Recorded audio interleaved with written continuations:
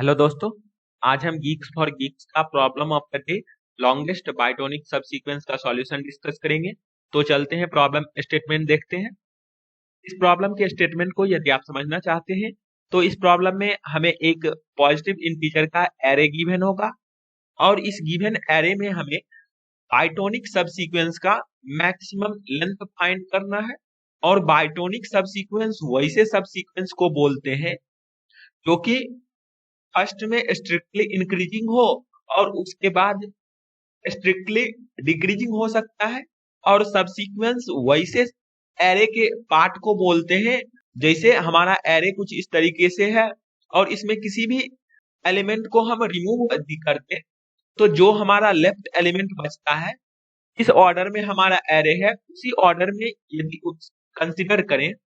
तो वो हमारा एक सब सीक्वेंस कहलाएगा उस एरे का। अब यदि इस बातों को एग्जांपल फर्स्ट से देखें तो यहाँ पर हमारे पास एरे का एलिमेंट कुछ इस तरीके से गिवन है। अब यदि हम इस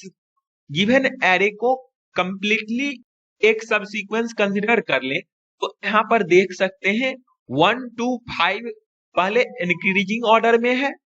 और उसके बाद 3 2 हमारा डिक्रीजिंग ऑर्डर में है। तो ये हमारा एक बाइटोनिक सब सीक्वेंस हुआ और इसका लेंथ आप 5 देख सकते हैं है, इसीलिए यहाँ पर 5 आउटपुट किया गया है। सिमिलरली यदि एग्जांपल 2 को देखें तो यहाँ हमारे पास एरे का एलिमेंट कुछ इस तरीके से गिवन है। अब यदि हम इस एरे में इस 11 को और इस 5 को रिमूव कर दें तो आप देख सकते हैं जो एलिमेंट बचा है वो हमारा एक बाइटोनिक सब सीक्वेंस होगा, क्योंकि 1 2 और 10 इंक्रीजिंग ऑर्डर में है और उसके बाद 4 2 1 आप देख सकते हैं डिक्रीजिंग ऑर्डर में है और इसका लेंथ 6 हुआ, इसीलिए यहाँ पर 6 आउटपुट किया गया है। अब यदि इस प्रॉब्लम का कंस्ट्रेंट देखें तो यहाँ हमारे पास एरे का मैक्सिमम साइज 1000 हो सकता है और एरे में जो मैक्सिमम वैल्यू हो सकता है वो 10⁶ हो सकता है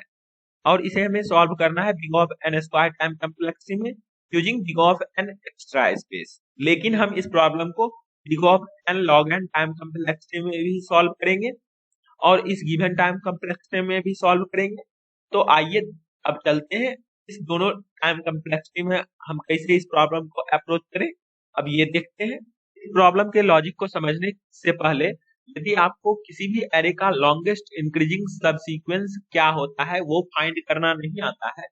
तो आप प्लीज आई बटन में जो लिंक प्रोवाइडेड है उसे जरूर देखें और फिर उसके बाद इस प्रॉब्लम के लॉजिक को समझें तो आपको बेटर वे में समझ आएगा। इस प्रॉब्लम में यदि आप इस ग्राफ को ऑब्जर्व करें तो यहाँ पर देख सकते हैं इस पोजीशन के अकॉर्डिंग इसके लेफ्ट में जितने भी एलिमेंट होंगे वो left to right increasing order में होंगे और इसके राइट में जितने भी एलिमेंट होंगे वो हमारा right to left increasing order में होगा और तभी ये कंप्लीट सब सीक्वेंस एरे का बाइटोनिक बन पाएगा। अब यदि मान लीजिए इस पोजीशन के लेफ्ट में हमारे पास L लेंथ का लॉन्गेस्ट इंक्रीजिंग सब सीक्वेंस है और इस पोजीशन के राइट में R लेंथ का मैक्सिमम लॉन्गेस्ट इंक्रीजिंग सब सीक्वेंस है, तो हमारा बाइटोनिक सब sequence L plus R minus 1 length का बन पाएगा, क्योंकि यहाँ पर इसके लेफ्ट में भी ये एलिमेंट इंक्लूडेड है और इसके राइट पार्ट में भी इंक्लूडेड है, इसलिए यहाँ पर हम -1 किए हैं और इस दोनों लेंथ को ऐड कर दिया है। और ऐसा वैल्यू हम हर एक जो गिवन एरे होगा उसके इंडेक्स के कोरस्पॉन्डिंग हमारा मैक्सिमम बाइटोनिक सब सीक्वेंस का लेंथ मैक्सिमम क्या हो सकता है वो फाइंड कर ले और उन सभी का मैक्सिमम वैल्यू कंसिडर करें तो वही हमारा आंसर होगा। जैसे इस बातों को यदि इस एग्जांपल से देखें तो यहाँ पर हमने एरे का एलिमेंट कुछ इस तरीके से लिया है। अब यदि हम इस एरे के हर एक इंडेक्स के कोरस्पॉन्डिंग उसके लेफ्ट में मैक्सिमम या फिर लॉन्गेस्ट इंक्रीजिंग सब सीक्वेंस क्या है वो फाइंड कर रहे हैं और उसको लेफ्ट में स्टोर कर रहे हैं और किसी भी इंडेक्स के कोरस्पॉन्डिंग उसके राइट में जो मैक्सिमम या फिर लॉन्गेस्ट इंक्रीजिंग सब सीक्वेंस होगा उसको राइट में स्टोर कर रहे हैं। जैसे यहाँ पर यदि हम इस इंडेक्स के कोरस्पॉन्डिंग देखें तो हमारे पास लेफ्ट में 5 स्टोर है, क्योंकि यहाँ पर आप देख सकते हैं 1 2 4 5 और 10 ऐसा सब सीक्वेंस है जो कि इस इंडेक्स के लेफ्ट में एग्जिस्ट करता है और इसका लेंथ 5 है, इसीलिए यहाँ पर हम 5 स्टोर। सिमिलरली इस इंडेक्स के राइट में यदि हम मैक्सिमम या फिर लॉन्गेस्ट सब सीक्वेंस देखें तो उसका लेंथ 4 है और वो आप यहाँ पर देख सकते हैं 10 6 2 1 ऐसा सब सीक्वेंस है जो कि right to left increasing order में है और इसका लेंथ 4 है, इसीलिए यहाँ पर हमने 4 स्टोर किया है।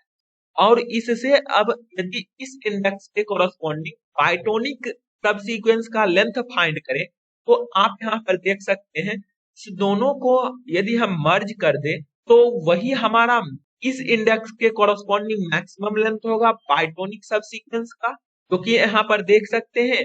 5 और 4 9 होता है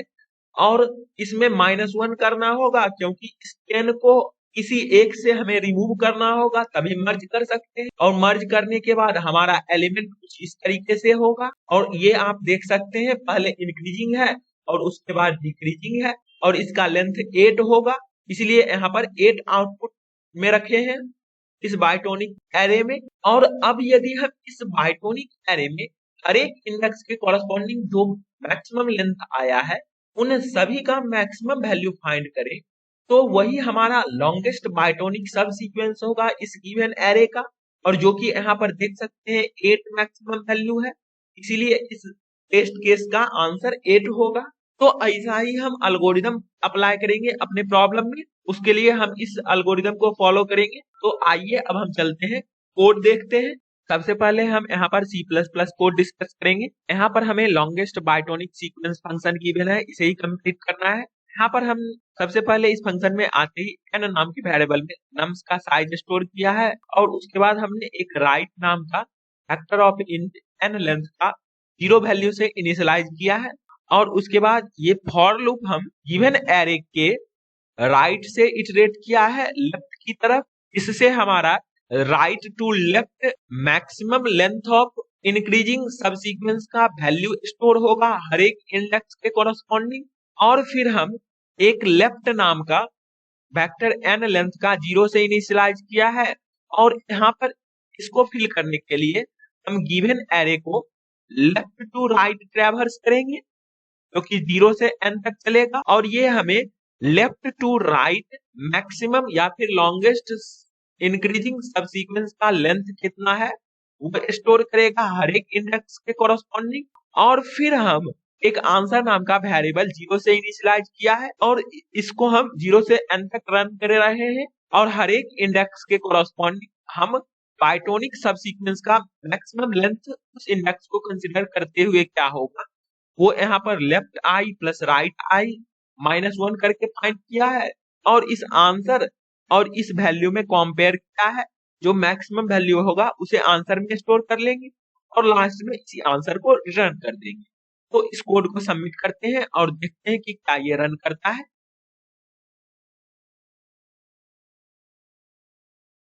तो यहाँ पर देख सकते हैं हमारा कोड रन किया और टोटल टेस्ट केस पास किया। अब यदि हम इस कोड का टाइम कम्प्लेक्सिटी देखें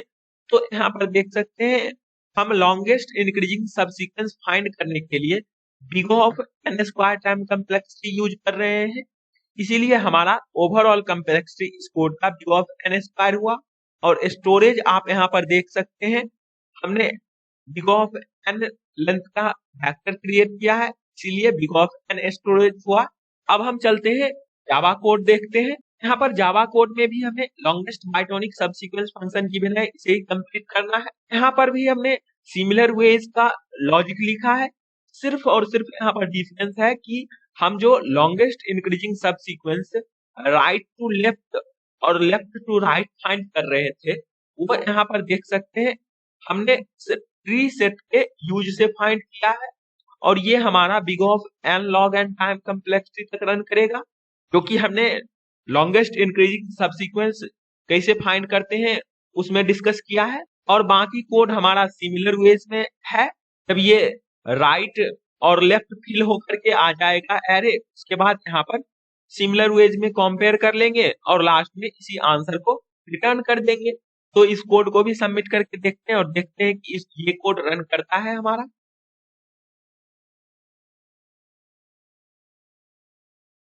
तो यहाँ पर देख सकते हैं ये कोड भी रन किया और टोटल टेस्ट केस पास किया। अब यदि इस कोड का टाइम कम्प्लेक्सिटी देखें तो यहाँ पर सिर्फ nlog n time complexity use हो रहा है, तो इसीलिए इस कोड का टाइम कम्प्लेक्सिटी हमारा nlog n हो जाएगा। और एक्स्ट्रा स्पेस हम यहाँ पर राइट और लेफ्ट को स्टोरेज कर रहे हैं, इसीलिए बिग ऑफ n स्टोरेज हो जाएगा। तो आई होप आपको ये दोनों डिफरेंट लैंग्वेज के कोड और लॉजिक समझ आए होंगे। तो फिर मिलते हैं किसी अगले वीडियो के साथ, तब तक के लिए कोडिंग करते रहिए। Best of luck. और हम इस दोनों डिफरेंट लैंग्वेज के कोड का लिंक डिस्क्रिप्शन बॉक्स में प्रोवाइड कर देंगे, तो आप वहां से चेक कर सकते हैं। और आप अपना कमेंट सेक्शन में फीडबैक जरूर दें कि इस वीडियो में क्या लैक है, तो हम उसी अकॉर्डिंग अपने वीडियो को इम्प्रूव करेंगे आपके लिए।